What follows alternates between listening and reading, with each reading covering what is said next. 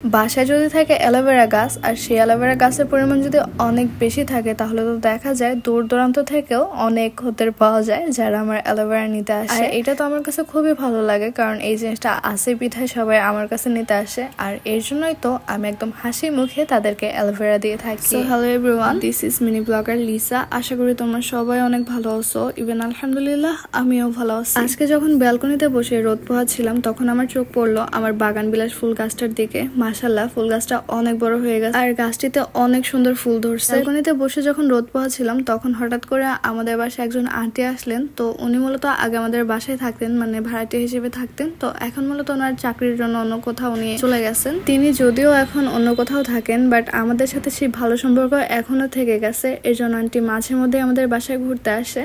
আজকেও প্রতিবার মতো আজকেও আমাদের বাসায় আন্টি আসছিলেন আমার আম্মুর সাথে একটু গল্প করতে।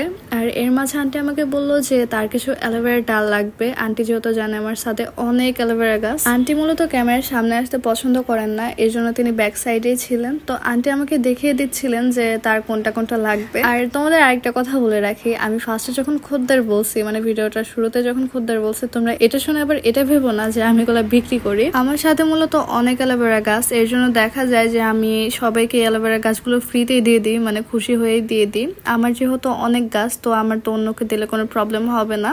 অনেকে আসে আমার কাছে যাদের অ্যালোভেরা গাছ হয় না, তারা আমার কাছ থেকে নতুন অ্যালোভেরা চারাগুলো নিয়ে যায়। আবার আমাদের বাসায় যে আন্টিগুলো থাকেন ভাড়াটিয়া হিসাবে, ওনাদের যখন লাগে তখন ওনারা আমাকে এসে বলে, আর ওনারা বলার সাথে সাথে আমি আবার ওনাদেরকে খুশি মনে একদম ডালগুলো দিয়ে দিই। ভাই আমি জানি এই অ্যালোভেরার কষ্টগুলো। যখন আমি কারো বাসায় দেখতাম যে এত সুন্দর এত বড় বড় অ্যালোভেরা গাছ, তখন আমার খুব ইচ্ছা হতো যে আমি যদি এখান থেকে একটা নিতে পারতাম, বাট আমি তখন বলতে পারতাম না যে আমার একটা অ্যালোভেরা গাছ লাগবে। আমার খুবই লজ্জা লাগতো, আর এই জিনিসটা বিষয়ে আরো বেশি লজ্জা লাগতো যে আমি চাওয়ার পর যদি সে না দেয়, যদি সে আরেকটা অপমান করে দেয়। এই জন্য আমি মূলত কার কাছে এভাবে চাইতাম না। বাজারেও তো এগুলো অনেক কিনতে পাওয়া যায়, কিন্তু আমার খুব ইচ্ছা করতো যে গাছের নিজ হাত থেকে গাছে থেকে একটা ডাল ছেড়ে সেগুলো আমি নিব, বাট ওইটা আর হয়নি। তো পরে আমি মূলত আমার নিজের সাথে এই গাছগুলো লাগিয়েছিলাম, আর সেই একটা গাছ থেকে আমার এতগুলো গাছ হয়ে গেছে।